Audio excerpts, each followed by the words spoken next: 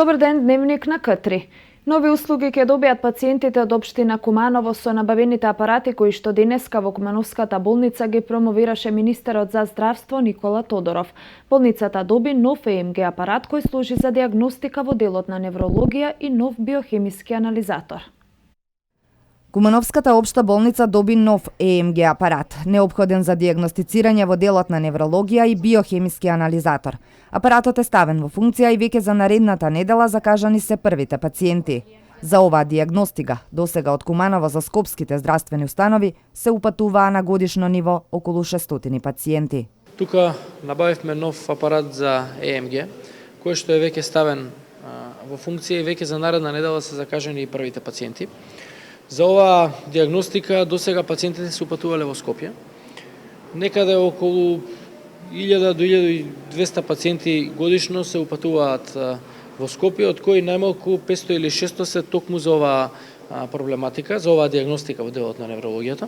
Наредната недела ќе започне да функционира и биохемискиот анализатор. На овој апарат ќе може да се работат двојно повеќе анализи од досега.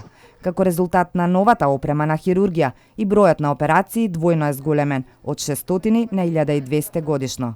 Докомплетиравме лапароскопски столб, така да сега популарно народ што вика ласерски тие жолчки, што до сега веќе втора година ги работиме, трета година во Куманово, минатата година 200 самостално направивме, сега имаме околу 70 до мај месец. Исто така има и доста опрема која што е набавена во делот на хируршкото оделение, зашто може би докторот повеќе да каже, но во секој случај тоа помогна бројот на операции сериозно да се зголеми. Во меѓувреме продолжува соработката на болницата со специјалисти и субспецијалисти од Скопје со кои што се работат нови методи. Инаку министерот информираше дека за набавените апарати на хирургија и за сегашните два нови апарати одвоени се 10 милиони денари.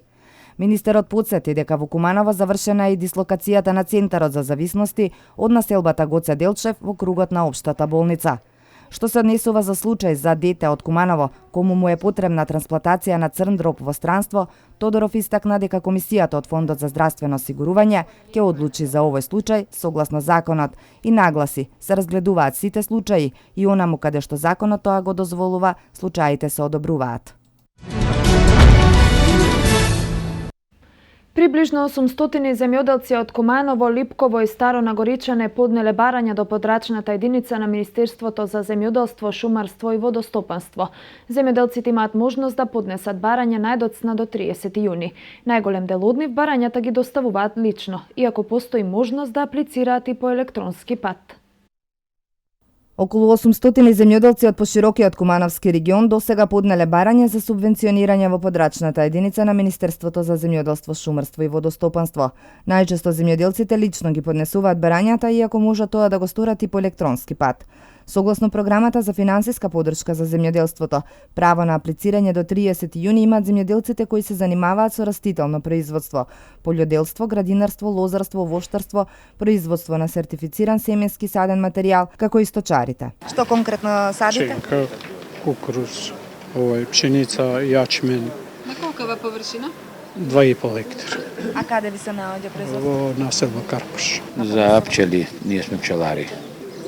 Да. Каде ги чувате семејствата? Речица и Табановци. Колку имате? Околу 150.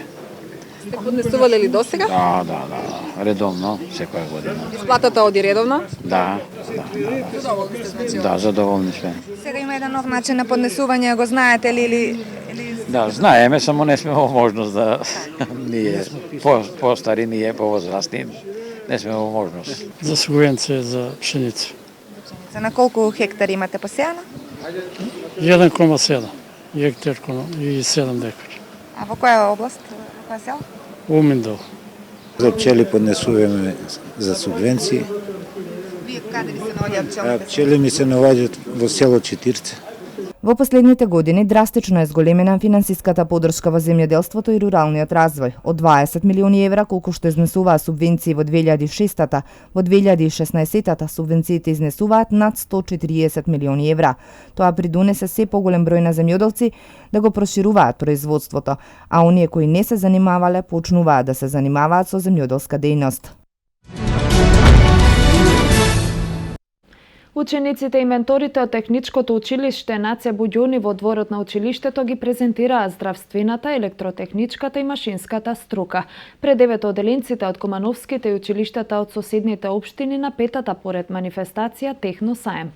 Манифестацијата се одржува во чест на 24 мај, денот на сесловенските просветители Кирил и Методи. Пета поред манифестација Техно Саем се одржа денеска во Средното стручно училиште Наце Буѓуни. На манифестацијата учениците и менторите од трите струки, машинската, електротехничката и здравствената, ги презентираа своите постигнувања, проекти со кои високо котираат на државно ниво. Што нуди вашата струка во однос на останатите, по што се издвојува? Дали имате често практична настава? Да, многу често имаме практичка настава, имаме еден дел во неделата кој што не е посветен само за практична настава. Мене тоа ми е многу интересно и ги повикувам сите деца да дојдат, бидејќи навистина многу интересно и си ова дека што гледате, ние лично го изработивме. Должни тука повеќе штандови од областа на сите струки во училиштето. Нашата струка е здравствена струка, ние сме втора година. Имаме сега пракса во училиште тука во кабинет. Може да видите што имаме изложено тука. Има стадиуми на бебе како се развива, имаме потоа човечка глава, мозок имаме, односно срце, бубрек, чаеви кои ги правеле наши ученици за народна техника, наставено што беше. Јас сум ученик од електротехничка струка во трета година во Наце Буѓуни. Денеска презентирам за виножето ламба која што работи со помош на Bluetooth апликација, со помош на Play Store апликација. Ја поврзуваме ламбата со нашиот телефон преку Bluetooth и може да ја управуваме преку нашиот телефон, може во разни бои. Во дворот на училиштето поставени се повеќе штандови на кои учениците ги презентираат изработките претежно од областа на техничките науки. Преку оваа манифестација училиштето се промовира помеѓу полуматурантите кои имаат желба да ги предлабочат своите знаења во машинската, електротехничката и здравствената струка. Секоја година менуваме нешто на подобро, градиме нешто ново, така и оваа година планираме да го прошириме училишниот простор, бидејќи секоја година имаме се поголем број на ученици, меѓутоа просторот ни е мал, така да планираме да доградиме нов училишен простор, да опремиме со нови нагледни средства. Да, тоа ќе го видите некаде на 1 септември, веројатно ќе имаме нешто да покажеме. Училиштето има околу 2000 ученици кои настава следат на македонски и албански наставен јазик. Последниве години Наце Буѓуни речиси секогаш ги освојува првите места на надпреварите на државно ниво, која ги организираат машинскиот и електротехничкиот факултет. Основните училишта Кочо Рацин на Инфрашери и приватното училиште Синав Колеч од Турција подпишаа меморандум за соработка. Соработката и спојувањето на три култури ќе придонесе за поголемо зближување и продлабочување на соживотот. Размена на знаење и искуства и продолжување на започнатата соработка со основното училиште Кочо Рацин на Инфрашери и приватното училиште од Анталија Синав Колеч предвидува подпишаниот меморандум помеѓу трите училишта. Соработката и спојувањето на три култури ќе придонесе за поголемо зближување и продлабочување на соживотот кој е неминовен, истакна директорката Пешевска.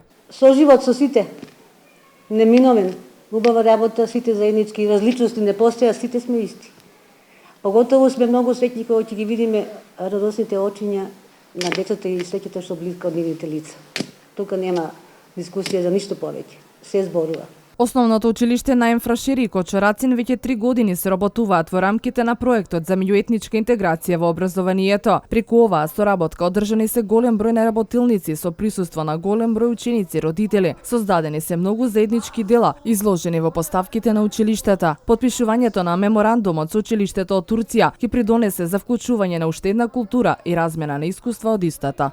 Мислиме дека ова е еден посебен настан, кај баш сега тука се спојуваат три култури, албанска, македонска и турска култура, тоест и се спојуваат три јазици, албанскиот, македонскиот и турскиот јазик, што мислам дека и во иднина на ист начин, на исти фреквенции ќе работиме и со директорката и со гостите од Турција, што повеќе да се ближиме и да бидеме поблиски едни до други. Соработката со збратимените училишта Кочо-Рацин од Куманово и Синав колеж од Анталија започна минатата година со потпишување на меморандум за соработка. На покана од приватното училиште Синав колеж, дел од учениците од Кочо-Рацин заедно со директорката и професорката по англиски јазик заминаа на посета во нивното училиште во Анталија во април месец по повод нивниот ден на државноста и празник на детето. Geçen sene 23 Nisan'da Kumanova'daki По тој повод прекрасно си поминавме, учествувавме во заеднички настани и манифестации. Сега би сакале да изразиме огромно задоволство и благодарност до директорката на училиштето Кочо-Рацин Лидија Пешевска и до целиот тим што не покани и топло не пречека овде во Куманово. Ова е прекрасно училиште со прекрасни наставници, деца и навистина ни е огромна чест и задоволство што сме дел од оваа голема манифестација и благодариме за поканата и за посетата.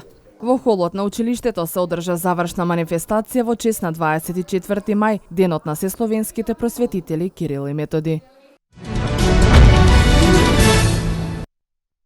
По повод 24 мај, денот на просветните работници, во големата сала на комитет беа избрани најдобрите ученици на генерација од средните и основните училишта во Куманово и од општина Старо Нагоричане.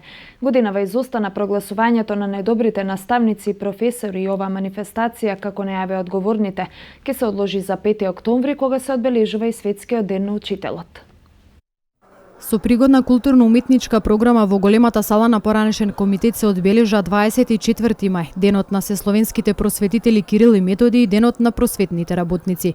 Манифестацијата традиционално се организира секоја година под покровителство на регионалното здружение на просветни работници од Куманово и локалната самоуправа, а на истата, како секоја година, така и оваа беа доделени награди за ученици на генерација.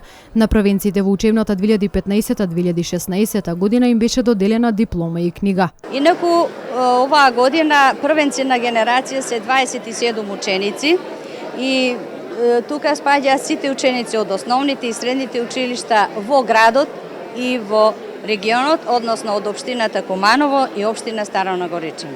Од Сдруженијето на просветни работници додава дека и понатаму ќе продолжат да ги следат активностите и успесите на основците и средношколците од градот и да ги наградуваат и стимулираат.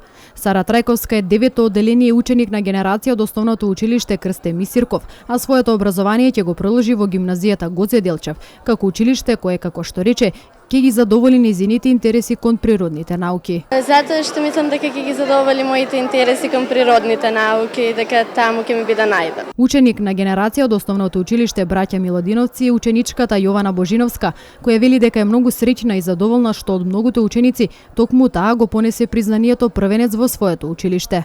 Многу сум среќна што многуто одлични ученици од нашето училиште јас се извоив како прва. Во нашето училиште имаше многу наградени од учество на многу надпревари. И ето пресретна што токму ме избра мене. Имам добиено околу 40 на дипломи, пофалници, благодарници од општински, регионални, државни надпревари. Годинава изостанаа наградите за најдобрите наставници и професори, а од регионалното здружение на просветни работници најавија дека оваа манифестација ќе се одржи на 5 октомври, кога се одбележува светскиот ден на учителот. Младите невработени лица до 39 годишна возраст од североисточниот регион ќе добијат можност за усовршување на вештини и зголемување на нивната конкурентност на пазарот на труд. Преку бесплатните обуки во рамки на проектот создавање можности за вработување на младите од руралните средини на Центарот за економски анализи од Скопје. Работодавачите од приватните компании, како и невработените лица од сите 6 општини од североисточниот регион, можат да се вклучат во проектот наменет за млади лица од 20 до 39 годишна возраст, за кои Центарот за економски анализи Скопје во рамки на проектот создавање можности за вработување на младите од руралните средини овозможува бесплатни обуки. Обуките се однесуваат на барање работа и унапредување вештини за барање работа, комуникација и унапредување меки вештини, развој на бизнис предприемништво и пристап до финансии. Пријавувањето за обуките е во тек, а одговорните повикаа сите млади, но и локалната бизнис заедница од Крива Паланка, Куманово, Кратово, Ранковце, Липково и Старо Нагоричане активно да се вклучат во проектот и да бидат дел од промените кои според Весна Гарванлиева Андонова, проект менаџер, ќе допринесат за надминување на големиот јаз помеѓу понудата на работна сила и побарувачката на пазарот на труд во регионот. Станува збор за проектот создавање можности на младите од руралните средини. Проектот е финансиран од Европската унија, компонентата на ИПА за човечки ресурси се спроведува во 6 општини во Североисточен плански регион. Гарванлиева Андонова нагласи дека проблемот е структурен. Образовните стручни училишта не продуцираат кадри кои се потребни во регионот, а бизнис секторот има потреба од стручни кадри со практични вештини, поради што токму со овој проект се планира да се направат поместување на ова поле. Овде ќе помогнат, рече, работните клубови кои ќе бидат формирани во трите општини каде се имплементира проектот: Липково, Старо Нагоричане и Крива Паланка. Во тек е повик за ангажирање на ментори во работните клубови, каде ќе се ротираат практиканти од регионот и ќе добиваат бесплатни обуки на горе споменатите 4 теми. Ќе им се помогне во изготвување биографија и апликација за работа. Ќе ги зголемат вештините за вработување, конкурентноста на пазарот на труд и ќе се создадат можности за професионален развој, рече Гарванлиева Андонова. Во клубовите ќе се остварат и контакти за директно поврзување на невработените со компаниите. Проектот го реализираат Центар за економски анализи и Федерација на фармери на Република Македонија со финансиска поддршка од Европската унија. Обуките ќе се одржат во текот на месец јуни, а отчиството е бесплатно, со покриени патни трошоци, хотелско сместување и храна од страна на организаторот. По завршување на обуките, оние учесници кои целосно и успешно ја завршиле истата, ќе добијат писмо со потврда за учество во обуките од проектот. Учесниците кои се заинтересирани по завршувањето на обуките ќе имаат можност за остварување платена практиканска работа во период од 1 до 3 месеци во согласност со барањата на компаниите од регионот или пак во работните клубови во рамките на општините Старо Нагоричане, Липково и Крива Паланка. Апликациите за пријавување за учество во обуките или за работните клубови се достапни на веб страниците на Центарот за економски анализи CA.org.mk и Федерација на фармери на Република Македонија ffrm.org.mk. Сдруженијето за уметност, култура и заштита на културното наследство Етноризница од Куманово го објави конкурсот за зети невеста за манифестацијата Шопска свадба 2016, која ќе се одржи од 21 до 26 септември во кратовското село Куклица. Одговорните со апел до младите парови да се пријават најдоцна до крајот на јули. Отворен е конкурсот за пријавување на младошенци за второто издание на културната манифестација Шопска свадба 2016. Настанот е во организација на Кумановското сдружение за уметност, култура и заштита на културното наследство Етноризница, а овогодинишната Шопска свадба ќе се одржи од 21 до 26 септември на локалитетот Камени кукли во кратовското село Кукли. Одговорните ги покануваат сите заинтересирани парови кои сакаат да бидат кандидати за зети невеста на свадбената церемонија според традиционалните и вековни адети и обичаи карактеристични за овој регион да ги испратат своите податоци. Значи, планирано е секоја година да излегува по еден носеч на звук непосредно пред организирањето на фестивалот Денови на Балканска етноризница во Куманово. Меѓутоа, за оние кои не знаат, значи ние минатата година организиравме и една манифестација во селото Куклица Шопска свадба. Годинава конкурсот веќе е излезен за зет и невеста. Конкурсот е отворен до крајот на јули годинава. Манифестацијата е под покровителство на Министерството за култура со тенденција да прирасне во препознатлив културен и туристички бренд во меѓународни рамки. Председателот на Република Македонија Ѓорги Иванов денеска и утре ќе престојува во работна посета на Република Турција, каде што ќе учествува на светскиот хуманитарен самит, кој што се одржува во Истанбул во Организација на Обединетите нации. Во рамки на светскиот хуманитарен самит кој се одржува по прв пат, председателот Иванов, како што соопшти неговиот кабинет, ќе има своје обраќање на пленарна сесија на тема политичкото лидерство во превенирање и решавање конфликти и ќе учествува на лидерскиот сегмент заедно со останатите шефови на држави и влади. На светскиот хуманитарен самит најавено е учество на околу 5000 учесници, вклучувајќи шефови на држави и влади од 50 на земји, лидери од кризни региони, раководни лица на меѓународни организации, представници на приватниот бизнис сектор и представници од граѓанскиот сектор. Учесниците на самитот ќе се заложат за преземање иницијативи и акции во насока на поддршка на агендата на хуманост, а со цел да се овозможи полесно справување и надминување на кризните состојби во светот. На специјалната сесија посветена на жените и децата во регионите зафатени со криза во рамки на Светскиот хуманитарен самит ќе учествува и сопругата на председателот на Република Македонија Маја Иванова. Народната банка на Република Македонија информира дека е намалена побровачката за девизи од физички лица по евидентираниот висок и невообичаен раст во последната недела од минатиот месец. По преземените мерки од страна на Народна банка, обезбедување на потребна девизна ликвидност преку интервенции на девизниот пазар и зголемување на основната каматна стапка на 3 мај годинава, движењата постепено се нормализираат, што се согледува преку континуирано намалување на побарувачка за девизи од страна на физички лица, наведува Народна банка на Република Македонија во информација објавена на својата Facebook страница. Претходно, гувернерот на Народна банка на Република Македонија, Димитар Богов, во интервју за Reuters, рече дека речиси целосно е запрено повлекувањето на депозитите од банката по шпекулациите во врска со политичката криза во Македонија. Во текот на април, наведе Богов, повлечени се 1,8% од депозитите во банките, што е прв случај по повеќе години постојан раст на депозитите.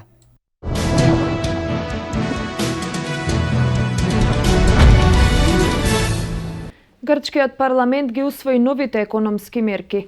Самитот на НАТО во Варшава ќе биде момент на пресврт. 48 часовен ултиматум на сириската владина војска да ја прекине офанзивата кај Дамаск. Грчкиот парламент ги усвои новите економски мерки. Законот го поддржаа 153 пратеници од владиниот блок на коалицијата на радикалните леви сили Сириза и партијата Независни Грци во 300 члени од парламент. Новите построги економски мерки беа усвоени во пресрет на утрешниот состанок на Еврогрупата. Освен создавањето нов фонд за управување на средствата добиени од приватизацијата на државната сопственост, новиот закон предвидува зголемување на голем број индиректни давачки, со што владата се надева дека ќе собере дополнителни 1,8 милијарди евра. Се предвидува зголемување на даноците на недвижен имот и коцкарниците. Од 1 јуни се зголемува ДДВ од 23 на 24%. Се зголемуваат даноците за автомобилите. Поскапување ќе има и во телекомуникацијските услуги, како и кај акцизите на цигарите и алкохолот. Одлуки на пресврт ќе бидат донесени на самитот на НАТО на 8 и 9 јули во Варшава, изјави генералниот секретар на Алијансата Јенс Столтенберг. Треба да го зајакнеме присуството на НАТО во Источна Европа. Тоа ќе биде мултинационално присуство. На овој начин ќе дадеме јасен сигнал дека напад врз една земја е напад врз целата организација НАТО, истакна генералниот секретар. Во одговор на прашање за плановите во Источното крило да бидат распоредени 4 баталјуни, вклучувајќи еден во Полска, Столтенберг изјави дека експертите препорачуваат на Исток да биде испратен баталјон кој ќе биде составен од војници од различни земји. Слободната сириска војска, составена од различни сириски бунтовнички групи, соопшти дека повеќе нема да се придржува на договорот за запирање на огнот, доколку сириската владина војска не ја прекине офанзивата против незините позиции во Дамаск. Имено Слободната сириска војска, која е распространета на многу позиции, подпишана од страна на речиси 40 бунтовнички групи, действува во цела Сирија. Во соопштението на Слободната сириска војска се наведува дека сопирањето на огнот ќе се гледа како целосно пропаднат, ако масовната офанзива на сириската војска и незините сојузници не биде прекината во рок од 2 дена.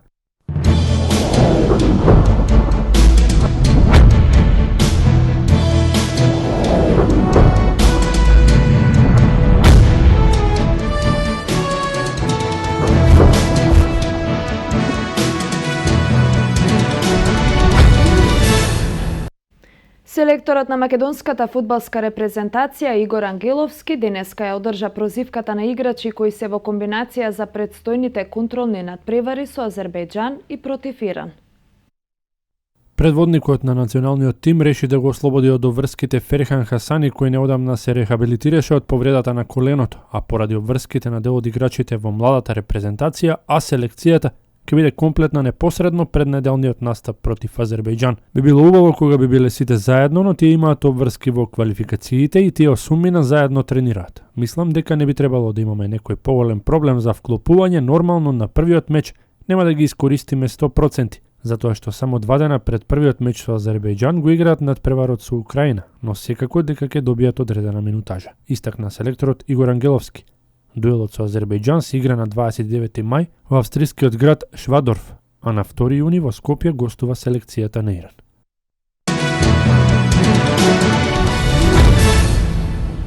Првата македонска футсал лига доби старонов шампион. Скопски Железарец по 8 пат ја освои титулата и повторно се искачи на тронот, оставајќи ги зад себе останатите екипи со огромна бодовна разлика. На 29 мај се игра финалето на купот во кој Железарец, доколку посакува двојна круна, ке треба да го совлада тимот на Јувентус. Клубот за мал фудбал или познатиот футсал клуб Железарец 8 година поред стана шампион во првата футсал лига. Со победа од 6-0 над Хедис, Железарец ја завери 8-та титула со 26 победи и само еден нерешен надпревар. За српскиот стратег Иван Божовиќ ова е втора титула откако е презеде тренерската функција во клубот. Ова е втора титула за мене како тренер на Железарец. Сезоната беше долга и за играчите и за стручниот штаб. Прво ќе се одмориме и ќе видиме што ќе ни донесе ждребот на 8 јули во Нион. Откако ќе го видиме рангирањето на Железарец, кој ќе одреди позицијата во вториот или третиот шешир. Ќе започнеме со планирање на активностите за планирање на настапите во футсал лигата на шампиони. Ќе одиме чекор по чекор, посакуваме можност за настап во Final Four. Минатата година стигнавме многу блиску. Сите во клубот се надевавме дека ќе не послужи спортска среќа и дека оваа година ќе израдуваме цела македонска спортска јавност со настап меѓу најдобрите 4 екипи во Европа, изјави тренерот на Железарец Иван Божовиќ по надпреварот. На крајот од овој месец, поточно на 29 мај ќе се одигра и финалето на купот, кој ќе биде реприза на минатогодишното затоа што се сретнуваат екипите на Железарец и Јувентус. Мечот ќе се одигра на неутрален терен во спортската сала во Битола. Со оглед на фактот дека наближува летото, во спортските конкуренции во Македонија се прогласуваат најдобрите, а викендов со наслов се закити и фудбалскиот клуб Конупница открива Паланка. Завесата на четвртото издание на меѓуопштинската фудбалска лига ќе биде спуштена наредниот викенд. Како и да е, уште сега фудбалерите на Конопница можат да се пофалат дека го одбранија насловот, втор за нив во надпреварувањето. Успехот е поголем со тоа што клубот сезонава е без пораз. Така беше и викендов, со 3-0 славеше во дуелот со надежите од премиер. Во другиот надпревар екипата на Руен беше поуспешна со 2-1 од Медицинар. Во таа насока и пред 14-тото коло фудбалерите на Конопница го заслужија и теоретски насловот и првото место во поредокот, веќе го обезбедија со одличните изданија. И официјално тимот составен од локалните таленти стигна до шампионскиот наслов и ќе може да се пофали дека е прв лауреат во ова амбициозно регионално надпреварување со 2 врзани успеха. Половичен ефект викендов на младинскиот погон на фудбалскиот клуб Премиер кој што се надпреварува во регионалните конкуренции. Пионерите загубија со 1-0, помладите пионери славеа со 4-1 во дуелите од предпоследното коло со Фудбал Старс од Кочани. Во општинската лига има уште да се играат уште едно коло. Шампионот се знае, повторно шампион е екипата на фудбалскиот клуб од Конопница, а во помладите пионери кои оваа година стекнуваа искуство, сме задоволни. Во вториот дел одиграа добро и сме задоволни од нивната игра, како исто и пионерите кои полека стекнаа искуство во пионерската лига и освоија бодови над очекувањата. Востановувањето на меѓуопштинското фудбалско надпреварување е вистинско освежување и одлично за нашите општини. Уживаат следбениците на фудбалот како најважна споредна работа на светот, како и публиката, додека младите таленти се истакнаа со потенцијал и желба за дуели на зелениот терен.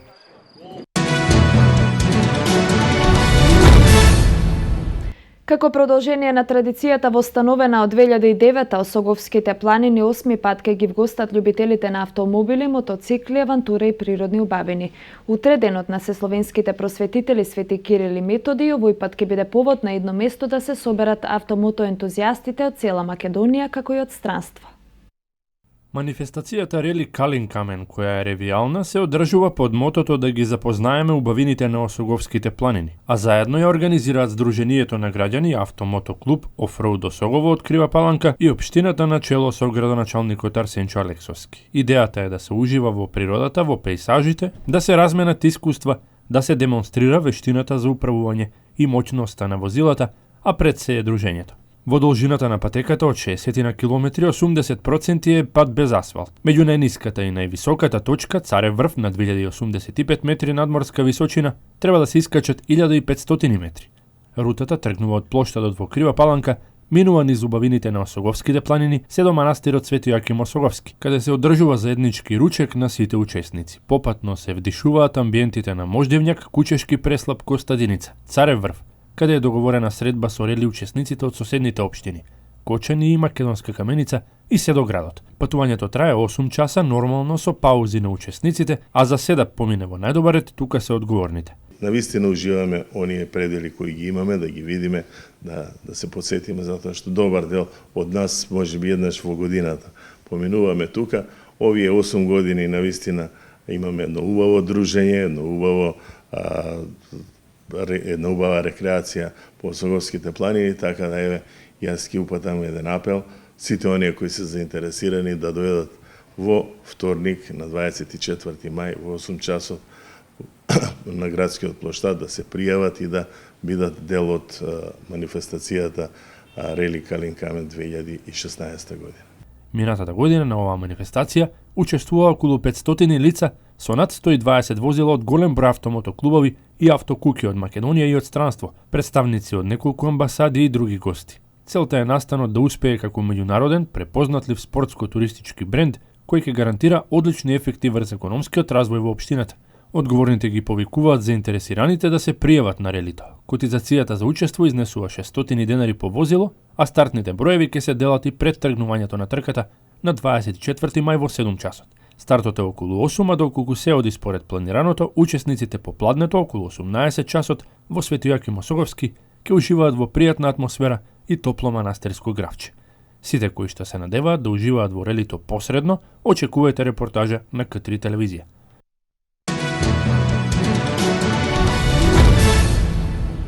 Жозе Мориньо ќе седне на клупата на Манчестер Юнајтед, а во јавноста полека почнува да исплевуваат детали од неговиот договор со управата на клубот. Управата на Манчестер Юнајтед уште во јануари донела одлука за смена на Луи Ван Гал и се погрижила да се осигура дека Мориньо ќе биде наследникот на холандскиот стратег на Олд Трафорд. Португалецот нема работа од декември минатата година кога беше отпуштен од Челси заради лоши резултати, но во јануари од Манчестер Юнајтед добил 5 милиони евра само за да седи дома и да не преговара со други фудбалски клубови. Тој наводно ќе подпише договор на 5 години и ќе заработува 10 милиони фунти по сезона, со јасна цел пред себе да го врати Манчестер Юнајтед на тронот на англискиот фудбал. На специјалниот му се ветени и 200 милиони фунти за засилување, а тој како желба за засилување на одбраната го има пикирано од Џон Стоунс од Евертон, како и Езекил Гарај од Бенфика. Опции за нападот му се Алваро Мората и Мауро Икарди, додека желби за средниот ред му се Андре Гомеш и Хамес Родригес.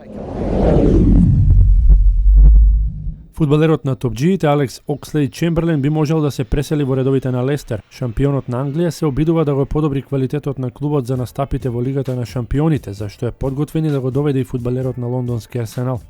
Репрезентативецот на Англија е повреден и ќе го пропушти европското првенство, а со одличните Тео Волкот, Санти Казорла и Джек Вилшер на Емирати би можел да ја прифати богатата понуда од Лестер. Англичанецот е во редовите на Арсенал од 2010 година, а претходно настапувал за Саутемптон. Досега за лондонскиот фудбалски клуб остварил 149 настапи, постигнал 14 погодоци и освоил 2 наслова во ЕФА куп над пребројањето и 2 во Community Shield. За фудбалската репрезентација на Англија на 24 надпревари постигнал 5 погодоци. Кошаркарите на Оклахома го декласираа Голден Стейт со 133-105 и во финалната серија од разигрувањето за шампионската титула на Западот победува со 2-1. Оклахома беше супериорна во текот на целиот меч, а решавачката предност за конечна победа ја обезбеди уште во првото полувреме, кога на одмор замина со 25 предност. Незаслужен за триумфот беше Расел Весбрук со учинок од 30 поени, 12 асистенции и 8 скока, додека Кевин Дурент забележа 33 поени и 8 скока. На спротивната страна Стефан Кари имаше 24 поени и 3 освоени топки по добрачите, а Клей Томпсон постигна 18 поени.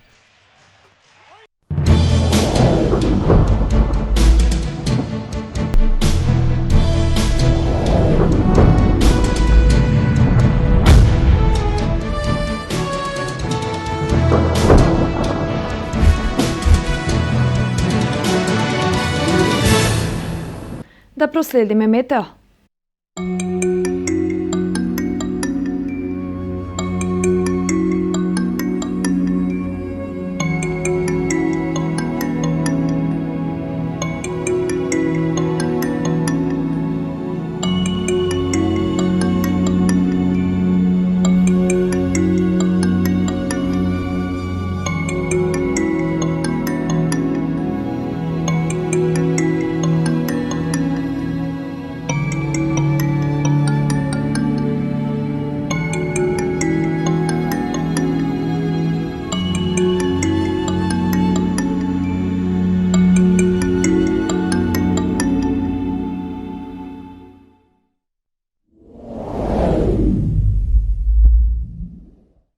Тоа беше се што подготвивме за дневникот. Останете на К3 и имајте пријатно попладне.